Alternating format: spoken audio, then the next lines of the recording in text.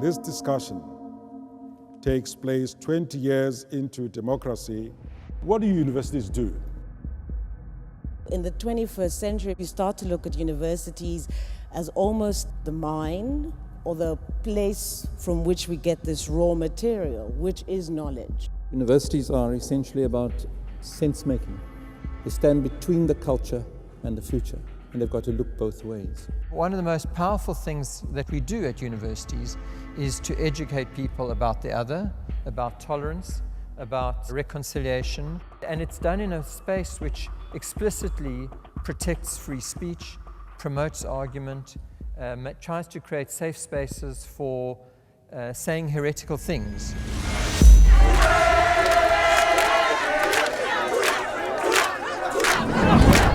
2015, I was doing my second year here, and it just shook the university. It really turned us inside out. Everything was quite scary and you didn't really know how to place yourself in any of the politics and the conversations. There's been a very high cost to students, mentally, physically, academically. Students who are protesting for free education, to eat, to sleep, and they were put in prison because they were an annoyance or an inconvenience to university. There's still this massive psychological trauma, and I don't think anyone's had a chance to deal with it because there's been kind of like a lid put on it, a carpet put over that.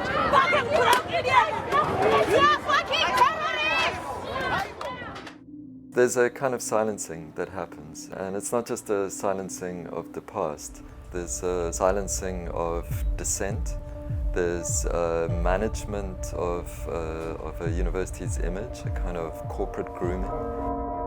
And there's a management of outcomes as well. One of the biggest consequences of 2015 was the securitization of the university. It's created this very hostile environment on campus. The biometric systems, if you lose your student card or your personnel card, you're an employee of this university, you still can't get on. The 2015-2016 student movement served to remind society of the unfinished project of transition and also the kind of societies we aspire to. What doesn't work is just the system in general. I think there's a lot of hidden things that we don't know, and there's a lot of searching and trying to understand the levels in which the structure exists.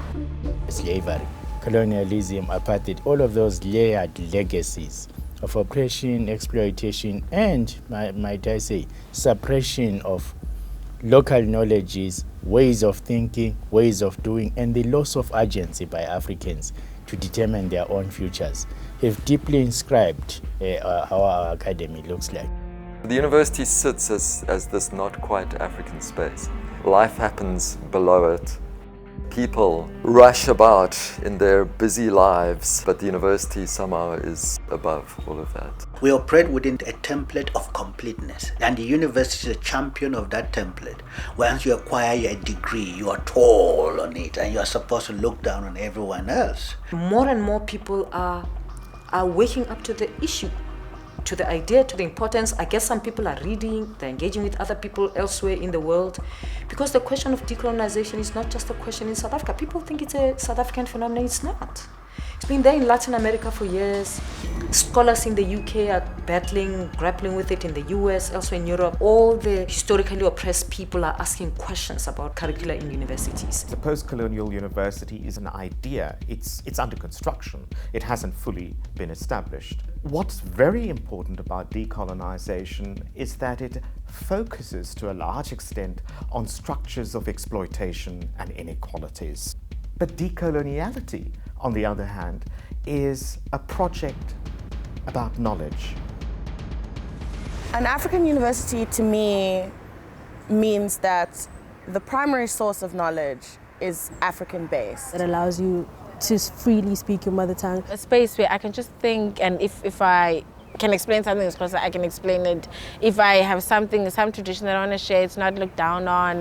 We're profoundly challenged to rethink our ideas about the university and its function and meaning, and our ideas about knowledge and how knowledge works and what counts as knowledge.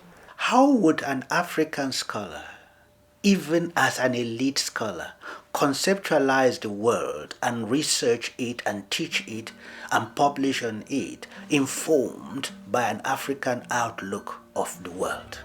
No one has the monopoly of insights, and therefore inclusivity, a sort of Ubuntu knowledge production, would make us much more relevant to the society. It's about strengthening the local, providing voice where there's silence, rehabilitating local histories. The world is poorer without those voices from Africa. In matters of social change, you never see quite a straight line.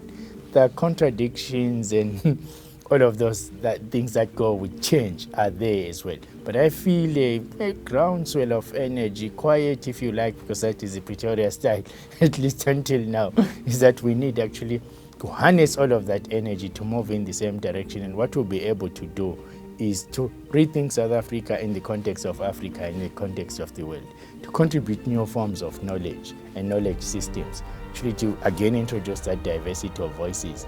And also, it's a great opportunity which we should not lose. And I think that we are really up to the task. We will face some challenges on the way, that is the nature of social change. But I think change we must and change we will.